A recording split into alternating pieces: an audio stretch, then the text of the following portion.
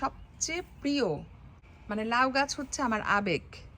এত ভাল লাগে কেন আমি জানি না। গুড মর্নিং, সবাই কেমন আছেন? আমি আলহামদুলিল্লাহ অনেক ভালো আছি। জবে যাব, তো গতকালকে আমাদের গার্বেজ নেওয়ার কথা ছিল, কিন্তু সরকারি ছুটির কারণে গার্বেজ নেয় নাই, আজকে নিবে। তো সবাই যার যার গার্বেজটা সামনে রাখছে, আমরা এখন রাখতেছি। সকালের দিকে ঠান্ডা স্টর্ম হয়েছে আর জোরে জোরে বৃষ্টি হয়েছে, তো ভালো হলো, আমাকে আর গার্ডেনে আজকে পানি দিতে হবে না। বিকালে যদি দেই তো দিব। আর ওয়েদারটা ক্লাউডি, হয়তো আরও বৃষ্টি হবে। এদেশে বৃষ্টির পর ব্যবসা গরম হয়ে যায়।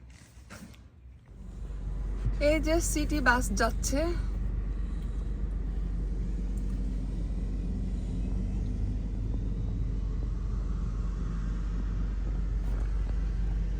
কাজ শেষ করে বাসায় যাচ্ছি। এখনো ওয়েদার ক্লাউডি, সারাদিন বৃষ্টি হচ্ছে আর হবে। বিকালের দিকে হয়তো হবে না, বৃষ্টি থেমে যাবে, তখন আমরা বের হব। বৃষ্টি গাছের জন্য ভালো। এই যে দেখেন সব সবুজ হয়ে আছে, ঘাসগুলোও সবুজ, গাছের পাতাগুলা একদম সবুজ। গার্ডেনে এখন পানি দিতে হবে না। তো যাই হোক, সারাদিন পর এখন একটু বের হলাম। ওয়েদারটা নাইস, গরম। আমার ফেভারিট স্টোরটাতে যাব একটু, ওখানে গেলে টাইম পাস হয় আর ভালো লাগে। তো সারাদিনের পর বাগানে আসলাম। এখন অনেকক্ষণ কাজ করেছি, যত রকমের আগাছা ছিল তুলেছি, গাছের গোড়ায় গোড়ায় পানি দিয়েছি, সার দিয়েছি।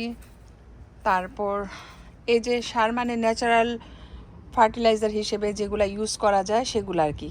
কিচেনের সমস্ত জিনিস আমি এখানে দিয়েছি, পেঁয়াজের খোসা, আলুর খোসা, এটা সেটা সব কিছু মিলায় আমি জমায় রাখি, তারপরে গাছের গোড়ায় দিই। এটা আমি সবসময় করি, কারণ এখান থেকে গাছ অনেক খাবার পায়। তো আজকে এইখানে মাচা দিয়ে দিলাম। এটা আমার স্টাইলে মাচা, এরকম মাচা সাধারণত মানুষ দেয় না। লাউ গাছের জন্য দেশি স্টাইলে মাচা দেয়, কিন্তু আমার পক্ষে এটা সম্ভব না, এত কিছু করতে পারি না। তো আমি যতটুকু পারি নিজের মতো করে করি। আর সব সময় আমি মাচাটা এইভাবেই দিই, সামহাও এইভাবেই আমার কাছে ভালো লাগে।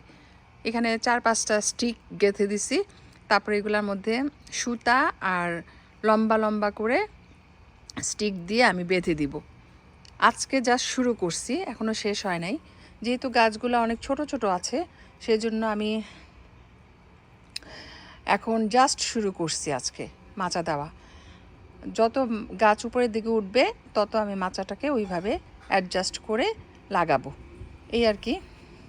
কলমি শাক এই যে এখানে কয়েকটা, আর সবগুলা গাছ তো আগেই আপনাদেরকে আমি শেয়ার করেছি, দেখেছেন। এই হলো অবস্থা, আস্তে আস্তে গ্রো হচ্ছে। টমেটো গাছগুলা মোটামুটি ভালোই গ্রো হয়েছে, ফুল আর টমেটো দেখা যাচ্ছে ছোট ছোট। আর এদিকে বেগুন গাছগুলা খুব একটা বড় হয় নাই, দেখি কি হয়। কাঁচামরিচ গাছের অবস্থা আরও খারাপ, মানে অনেক ছোট। আর এইখানে দেখেন ডাঁটা শাক মোটামুটি ভালোই বড় হয়েছে, আমি ইচ্ছা করলে এখন শাকগুলা তুলে খেতে পারি। তো দেখি কালকে এখান থেকে কিছু শাক পাতা তুলে ভাজি করব। করলা গাছ বড় হচ্ছে, শশা গাছের অবস্থা খুব একটা ভালো না, বাট ইটস ওকে। ফুল আসছে, আবার ছোট ছোট শশাও ধরছে এই ছোট গাছের মধ্যেই। তো জানি না কি হবে, দেখা যাক। তো লাউ গাছগুলা নিয়ে আমি আশাবাদী। আমার সবচেয়ে প্রিয় আর আবেগের গাছ হচ্ছে লাউ গাছ। মানে লাউ গাছ হচ্ছে আমার আবেগ। এত ভাল লাগে কেন আমি জানি না। লাউ গাছের শাকও খাওয়া যায়, লাউ ধরলে তো কোনো কথাই নেই। তো দোয়া করবেন যেন গাছগুলো ঠিকমতো বড় হয়। তো অনেকক্ষণ আমি গাছের নিচে কাজ করেছি, প্রতিটা গাছের গোড়ায় গোড়ায় মাটি অ্যাডজাস্ট করে দিছি, তারপর আগাছা তুলেছি আর পানি দিলাম। এখন আমি মিরাকেল গ্রো দিব একটু। এখন দিতে হবে কারণ ঘন ঘন না দিলে গাছ বড় হবে না। এখানেও কিছু গাছ আছে, রেখে দিলাম সাইডে।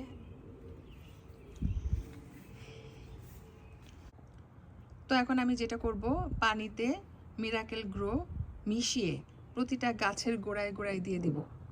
মিরাকেল গ্রো কিন্তু খুব ভালো কাজ করে গাছের জন্য। তো আমি প্রথমে যখন গাছগুলা লাগাইছিলাম তখন একটা ভুল করে ফেলছি। 1-2 দিনের ভিতরে মিরাকেল গ্রোটা দেওয়া উচিত ছিল, দেই নাই। তো মিরাকেল গ্রোটা যদি প্রথম দিকে দিয়ে দিতাম তাহলে হয়তো আরও ভালো হতো। বাই দিস টাইম গাছগুলা আরও বড় থাকতো, স্ট্রং থাকতো। বাট তখন আমি অনেক বিজি ছিলাম, দিব করে দেওয়া হয় নাই। তো আজকে নিয়ে 2 দিন দিলাম। গত সপ্তাহে একবার দিচ্ছি আর আজকে দিলাম। এই যে প্যাকেটটা মিরাকেল গ্রো, এটা খুবই ভালো। ফুল গাছে দেওয়া যায়, আবার সবজি গাছেও দেওয়া যায়, সব কিছুর জন্যই পারফেক্ট। আমি সবসময় একটা ব্র্যান্ডের ফার্টিলাইজার ইউজ করি, 15 থেকে 20 বছর সেম ব্র্যান্ডের মধ্যেই আছি, চেঞ্জ করি নাই কারণ ইউজড হয়ে গেছি। তো ফার্টিলাইজার দিতে একটু অলসতা কাজ করে, সব সময় কিন্তু ভালো লাগে না, কারণ গার্ডেনে অনেক কাজ থাকে, ওগুলা করে অ্যাট দ্য এন্ড ফার্টিলাইজারটা পানিতে মিশিয়ে গাছের গোড়ায় গোড়ায় দিতে অনেক বেশি টায়ার্ড লাগে। বাট আজকে যেহেতু মুড ছিল, সময় ছিল, কাজটা করে ফেলছি। আমার কাছে ভাল লাগতেছে, অনেক রিলিফ ফিল করতেছি। আর গাছ যখন চোখের সামনে বড় হয় দেখতে এত ভালো লাগে, কি বলবো। মানে আমার ফেভারিট একটা হবি বলতে পারেন। আমি মাটির সাথে, প্রকৃতির সাথে মিশে থাকতে পছন্দ করি। নিজের হাতে মাটি ধরা, গাছ লাগানো, গাছের টেক কেয়ার করা, এগুলো আমার খুব পছন্দ। যতটুকু খাই, আর যদি তেমন শাকসবজি নাও হয় আমার আফসোস থাকে না, কারণ আমি পছন্দ করি গার্ডেনিং করতে। তো এই হচ্ছে আজকে গার্ডেনের আপডেট। আমি অর্গানাইজ করেই লাগাইছি, কিন্তু জায়গা বড় হলেও অনেক গাছ লাগানো হয়েছে, সেজন্য এক সাইডে অনেক ঘন ঘন হয়ে গেছে, আর মাঝখানে অল্প একটু জায়গা রেখেছি, কারণ একটু ভিতরে যাওয়ার জন্য আমার জায়গা দরকার, তা না হলে ভিতরে ঢুকতে পারবো না। গাছের উপর দিয়ে আমি ভিতরে যেয়ে গাছের যত্ন নিতে পারবো না, সেই জন্য আমি মাঝখানে ফাঁকা জায়গা রেখেছি। মাশাআল্লাহ, চোখের সামনে একটু বড় হয়েছে, দেখতে ভালো লাগতেছে। আমাদের এখানে সামার খুবই শর্ট, এই শর্ট সামারের ভিতরে যতটুকু সম্ভব আমরা গাছ লাগাই, টেক কেয়ার করি, আর ট্রাই করি যত দ্রুত সম্ভব গাছের থেকে শাক সবজি হারভেস্ট করতে। এই যে আমার ফেভারিট লাউ গাছ, দেখতে এত ভালো লাগে, মাশাআল্লাহ মাশাআল্লাহ। 2-3 বছর আগে সেম জায়গাতে আমি লাউ গাছ করেছিলাম, অনেক সুন্দর হয়েছিল আর লাউ ধরছিল অনেকগুলা। তো আমি সেম জায়গাতে এবারও গাছগুলা লাগাইছি। লাউ যদি নাও ধরে অ্যাটলিস্ট শাক খেতে পারবো, তাতেও শান্তি। পুঁই শাকের গ্রোথ এত ভালো না, চেষ্টা করতেছি এগুলাকে বড় করতে, দেখা যাক কি হয়। করলা গাছটা মাশাআল্লাহ বড় হয়েছে। আমার প্রবলেম হচ্ছে মাচা দেওয়া, মাচা দিতে পারি না ঠিক মতো। যতটুকু পারি নিজের মতো করে বুদ্ধি করে মাচাগুলা আমি দেই, বাট প্রফেশনাল কোনো মাচা এখানে নাই। আমি একা সম্পূর্ণ গার্ডেন করি, আমাকে গার্ডেনে কেউ হেল্প করে না, এটা আরেকটা প্রবলেম। যদি আরেকজন পার্টনার থাকতো তাহলে সুন্দর করে দুজন মিলে গার্ডেনটা অর্গানাইজ করতে পারতাম। এনিওয়েজ, কিছুই করার নাই, যেহেতু আমি এটা লাইক করি সেজন্য কষ্ট করি আর কি। তো অনেক বকবক করলাম, আমার গার্ডেনের আপডেট আপনাদের সাথে আজকে শেয়ার করলাম। আর ওয়েদারটা এখন নাইস, কুল, বৃষ্টি হয়েছিল, সেজন্য একদম ঠান্ডা হয়ে গেছে। এখন আমি ভিতরে চলে যাব, শাওয়ার নিব, কারণ 2 ঘন্টার মতো গার্ডেনে টাইম স্পেন্ড করছি। তো সবাই ভালো থাকবেন, আর বেশি কথা বলবো না। আল্লাহ হাফেজ, গুড নাইট।